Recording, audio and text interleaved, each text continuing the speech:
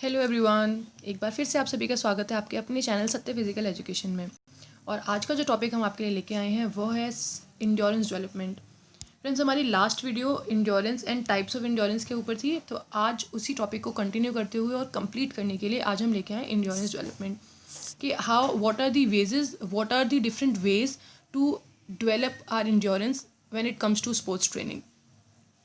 Endurance क्या है, endurance के टाइप्स क्या हैं। अगर आप यह सब जानना चाहते हैं तो सारे के सारे लिंक्स हमारे डिस्क्रिप्शन में अवेलेबल हैं और तो आप वहाँ देख सकते हैं। साथ ही आप हमारी वीडियो को भी देख सकते हैं जो कि चैनल पे होगी। तो बढ़ते हैं अपने टॉपिक के साथ, इंड्योरेंस डेवलपमेंट मेथड्स। तो इंड्योरेंस को डेवलप करने के मेथड्स क्या हैं। बिफोर आई स्टार्ट यहाँ पे मैं कुछ चीज़ें बता दूँ कि जैसे इंड्योरेंस क्या है। इंड्योरेंस एक्चुअली में किसी भी कार्य को बहुत देर तक करते रहने की क्षमता है under the conditions of fatigue. Fatigue का मतलब है थकावट, कि हमारी बॉडी में थकावट महसूस हो रही हो उसके बावजूद भी अगर हम किसी कार्य को काफ़ी लंबे समय तक कंटिन्यू कर पाने में सक्षम हैं तो वह इंड्योरेंस कहलाता है। दूसरी बात अगर मैं यहाँ पे आपसे और शेयर करना चाहूँ तो यहाँ पे हम एक चीज़ और इम्पॉर्टेंट है, वह है किसी भी नॉर्मल एडल्ट की, एक हेल्दी एडल्ट की जो हार्ट बीट है वह होती है 72 बीट्स पर मिनट। यह आप नोट डाउन कर लें या याद कर लें, इम्पॉर्टेंट है क्योंकि काफ़ी बार आता है कि हेल्दी एडल्ट की जो हार्ट बीट है वह होती है 72 बीट्स पर मिनट। यह इम्पॉर्टेंट है एग्ज़ाम पॉइंट ऑफ व्यू से भी और इस वीडियो को आगे समझने के लिए भी, तो वह भी आप याद कर लें या नोट डाउन कर लें।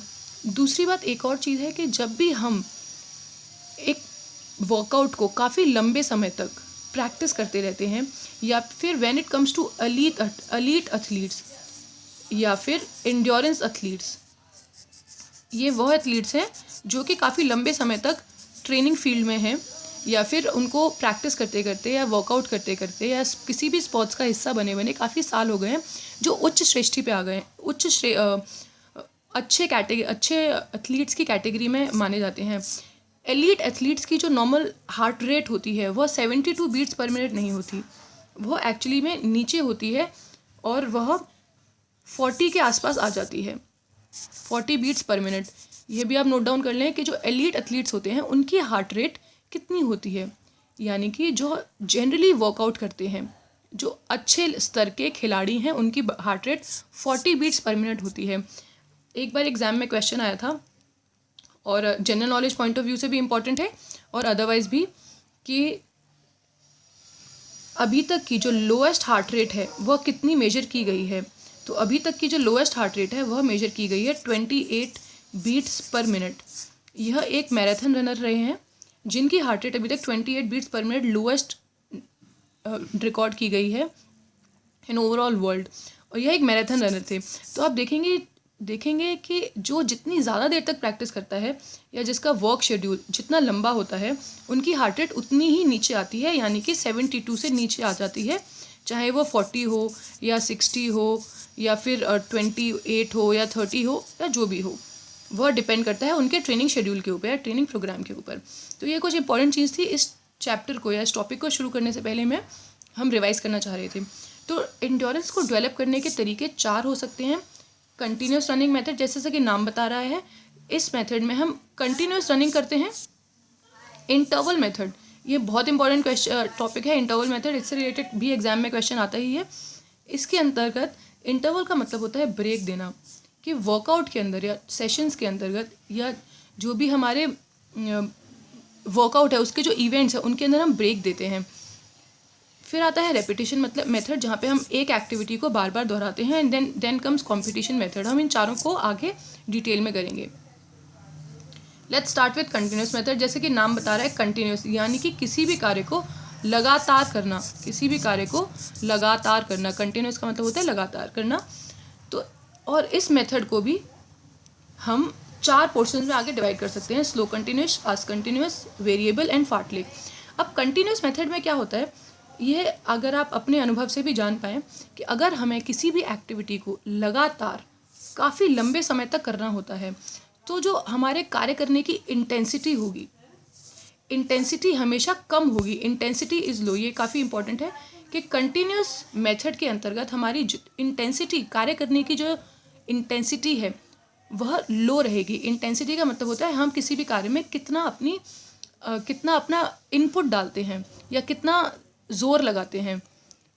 जैसे कि अगर हम एग्जाम्पल से समझ पाएँ तो अगर कोई एथलीट 400 मीटर के राउंड को 2 मिनट में कंप्लीट कर रहा है तो उसकी इंटेंसिटी ज़्यादा होगी उस एथलीट के मुकाबले जो उस 400 मीटर के ट्रैक को 5 मिनट में कंप्लीट कर रहा है, क्योंकि उसने ज़्यादा परसेंटेज ऑफ एफर्ट्स लगाए हैं।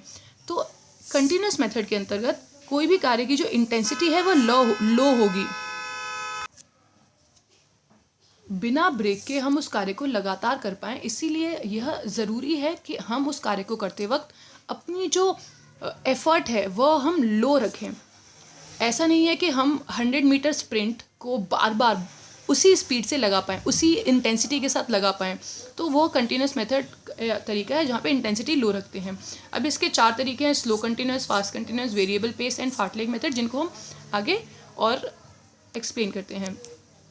स्लो कंटिन्यूस, जैसे कि नाम बता रहा है, एक तो यह मेथड ऑलरेडी कंटिन्यूस मेथड का पार्ट है, तो यहाँ पे इंटेंसिटी वैसे ही लो होगी। दूसरी बात, यहाँ पे स्लो भी आ रहा है, तो हम यहाँ पे अपना वर्कआउट का जो रूटीन है वह स्लो रखेंगे, उसकी जो इंटेंसिटी है वह कम रखेंगे।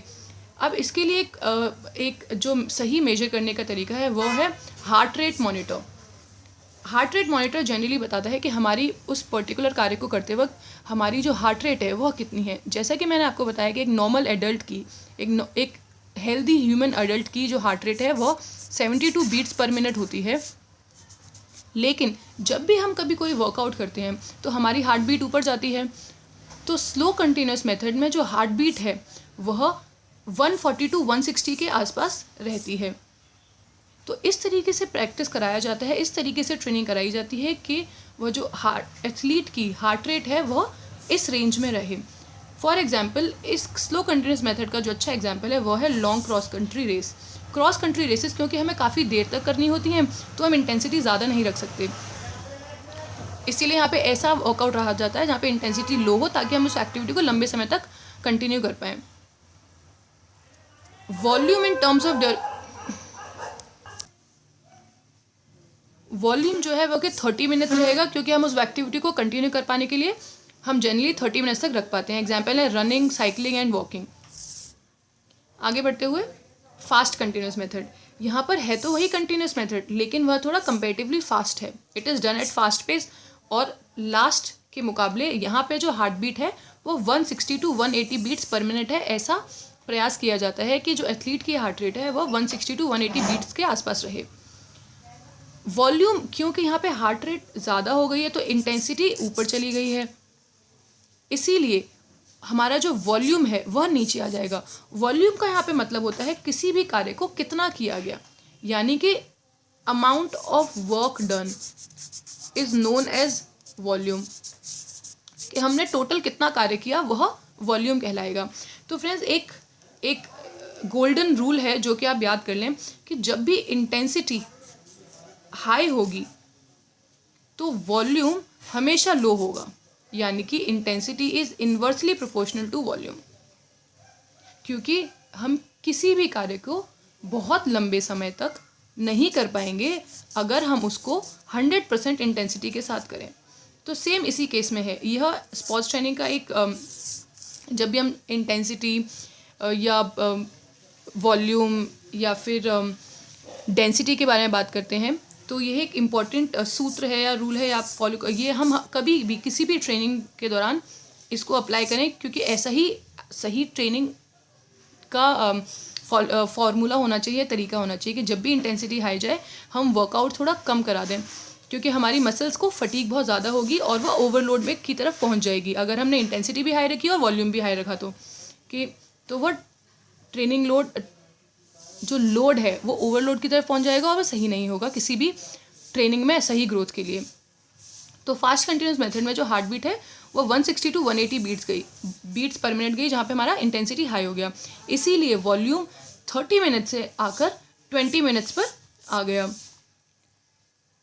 अब यहाँ पे वो बात कर रहे हैं कि fast continuous method is actually a good method to improve the percentage utilization of VO2 max। VO2 max होता है टोटल ऑक्सीजन कंजम्पशन, कि हम जितनी भी ऑक्सीजन ले रहे हैं उसको फुली हम कंज्यूम कर रहे हैं, उसको हम फुली कंज्यूम कर रहे हैं। जब भी हम किसी एक्टिविटी को बहुत लंबे समय तक करते हैं तो वह एरोबिक एक्टिविटी बन जाती है, क्योंकि वो ऑक्सीजन की प्रेजेंस में हो रही होती है।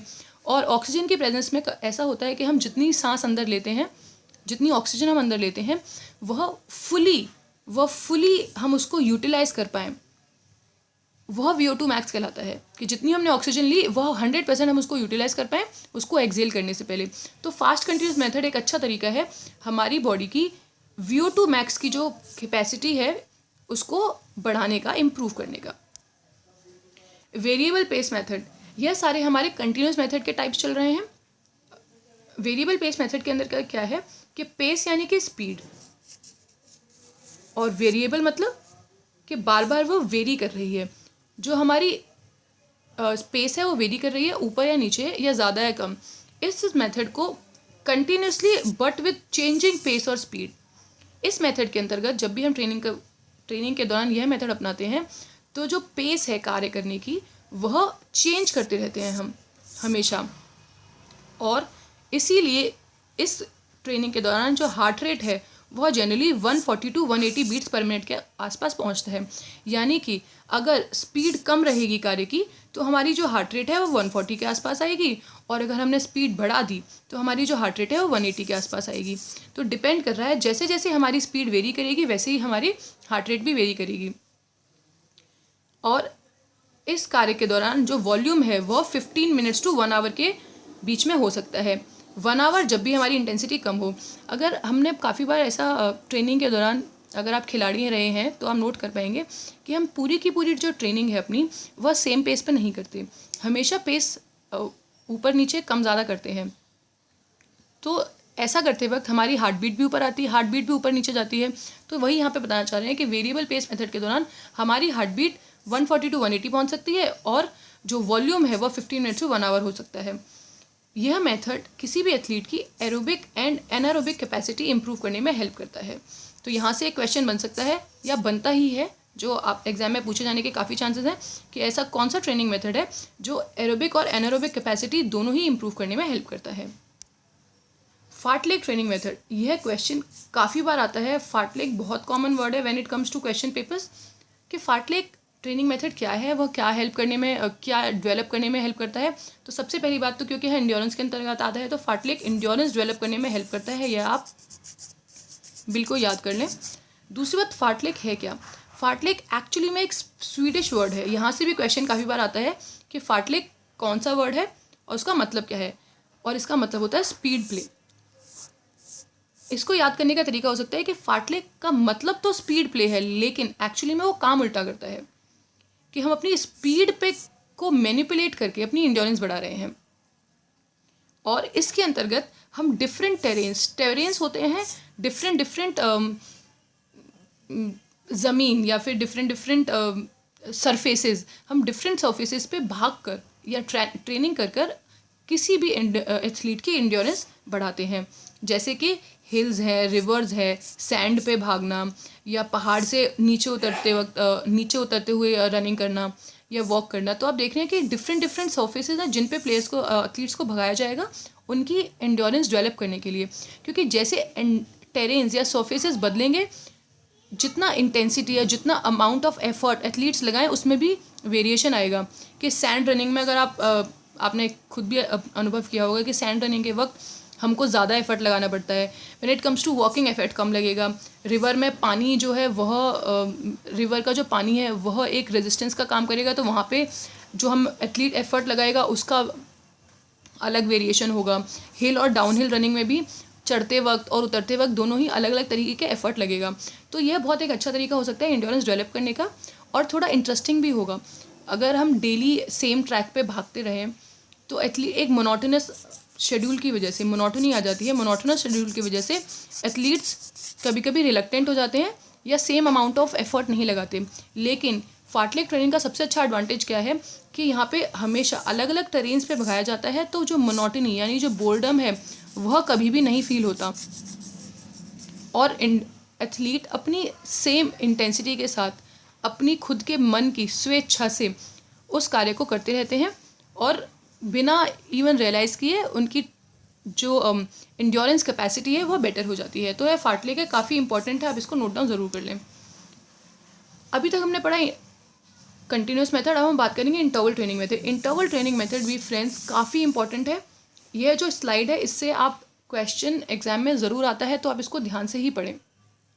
इंटरवल ट्रेनिंग मेथड के अंतर्गत क्या है, जैसे इंटरवल बता रहा है कि ब्रेक लेना, हम ट्रेनिंग के अंतर्गत ब्रेक लेते हैं, लेकिन वह ब्रेक कैसा होना चाहिए, क्या वह कंप्लीट होना चाहिए या वह इनकम्प्लीट होना चाहिए। अब यह जो इनकम्प्लीट वर्ड है यहाँ पर, यह काफ़ी इंपॉर्टेंट है, क्योंकि एग्जाम में क्वेश्चन बनता है कि ऐसा कौन सा ट्रेनिंग मेथड है जहाँ पे हमें इनकम्प्लीट रिकवरी प्रोवाइड कराते हैं, या फिर पूछा जाता है कि इंटरवल ट्रेनिंग मेथड के अंतर्गत जो एथलीट्स को रिकवरी है वह इनकम्प्लीट रहती है या कंप्लीट रहती है। यह क्वेश्चन एग्जाम्स में भी पूछा जाता है, साथ ही साथ काफ़ी बार इंटरव्यूज़ में भी पूछा जाता है, क्योंकि मेरे को ये पूछा गया था और मुझे अच्छे से याद है कि इंटरवल ट्रेनिंग मेथड में रिकवरी टाइम इनकम्प्लीट रहता है या कंप्लीट रहता है।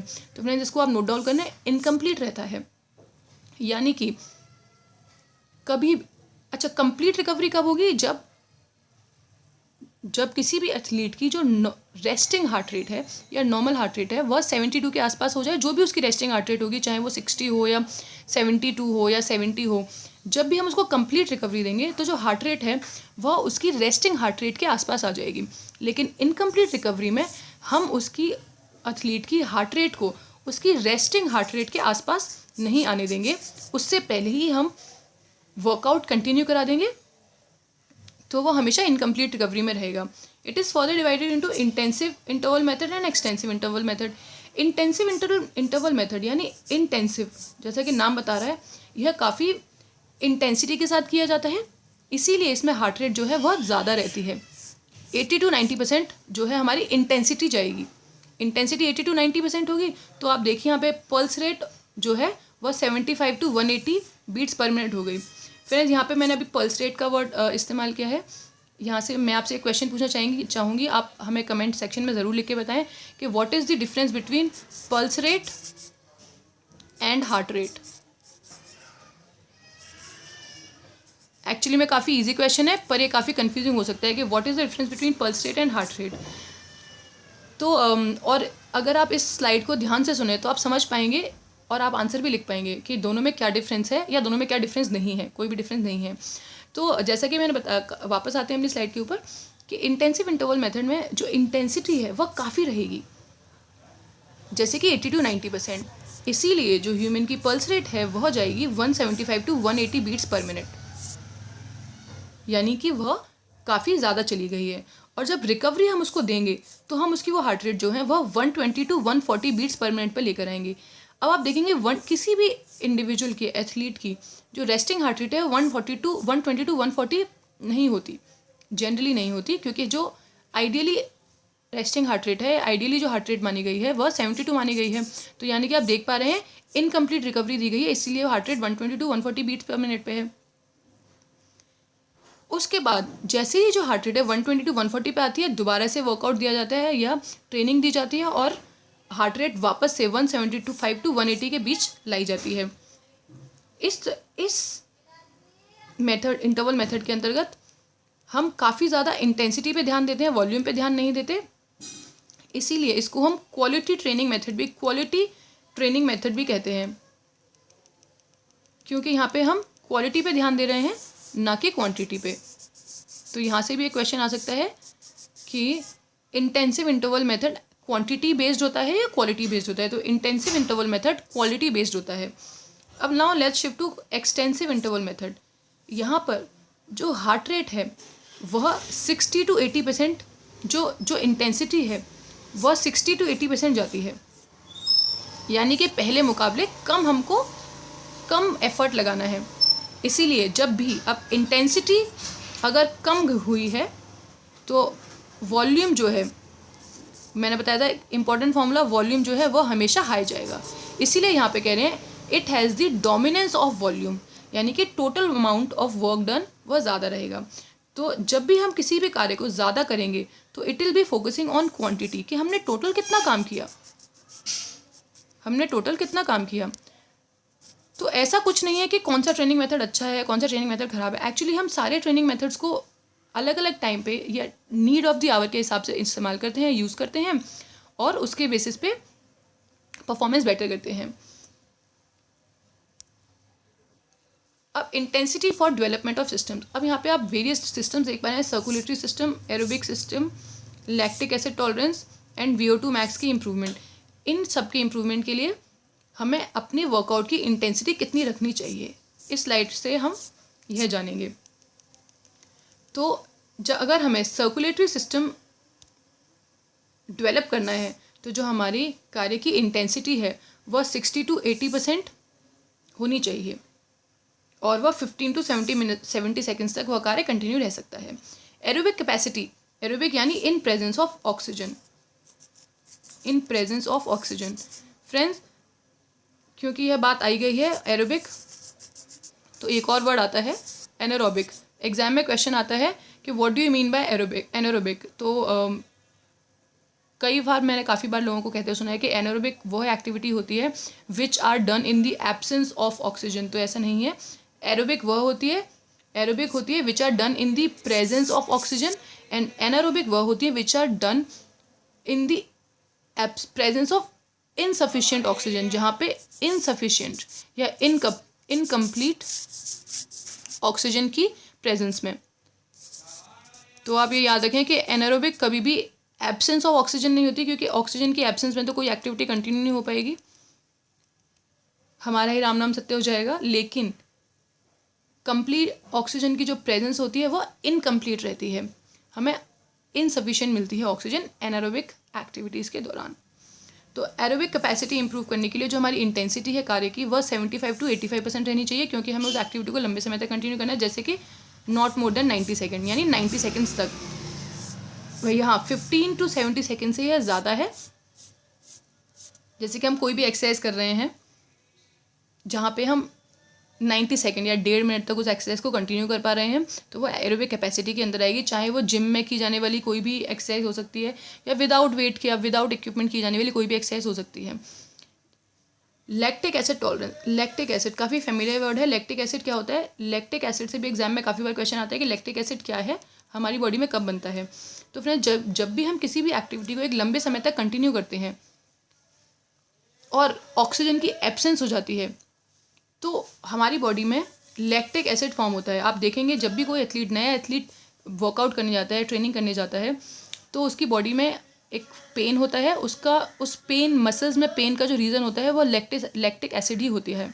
अगर कोई भी एथलीट बहुत लंबे समय तक एक्टिविटी कंटिन्यू करे अपनी, या अपना ट्रेनिंग शेड्यूल कंटिन्यू करे, तो वह पेन सबसाइड हो जाता है,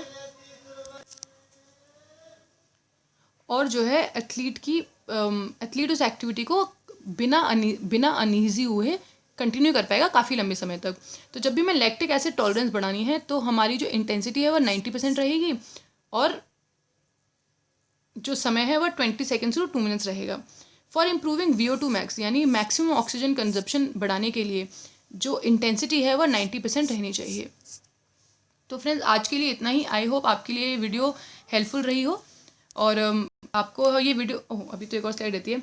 अब रेपिटेशन मेथड क्या होता है? जहाँ पे हम किसी भी कार्य को रिपीट करते हैं बार बार, जैसे कि it include high intensity workout, लेकिन यहाँ पे कंप्लीट रिकवरी रहती है। जैसे कि इंटरवल मेथड में इनकम्प्लीट रिकवरी रहती है, वहीं पे हम यहाँ पे कंप्लीट रिकवरी देते हैं, क्योंकि जब भी इंटेंसिटी 90 to 100% रहेगी, तो हमें एथलीट को कंप्लीट रिकवरी देनी ही पड़ेगी।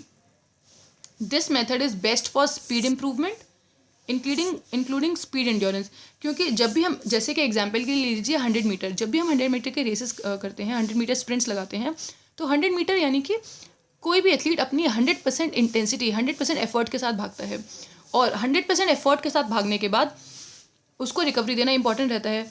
तो यह स्पीड इंप्रूवमेंट करने में काफ़ी हेल्प करता है, यह स्पीड एंड्योरेंस करने में, यह एनारोबिक और एनारोबिक कैपेसिटी इम्प्रूव करने के लिए एक अच्छा तरीका है।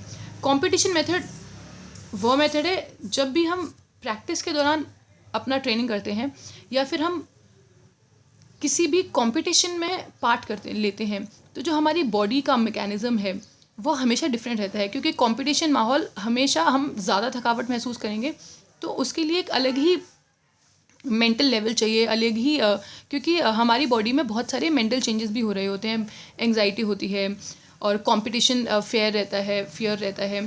तो कंपटीशन मेथड के अंतर्गत हम एथलीट्स को एक्सपोज कराते हैं या ट्रेनिंग कराते हैं उस कंपटीशन लाइक माहौल से, जैसा कि उनको कंपटीशन में परफॉर्म करना है। In this training method develops the specific endurance that is required during the game. जो हमें गेम के दौरान जो हमें एंड्योरेंस लेवल चाहिए, वैसा एंड्योरेंस लेवल डेवलप करने के लिए हम कंपटीशन मेथड लेते हैं। इसीलिए हम एथलीट्स को कंपटीशन लाइक सिचुएशन में बार बार पार्टिसिपेट कराते हैं।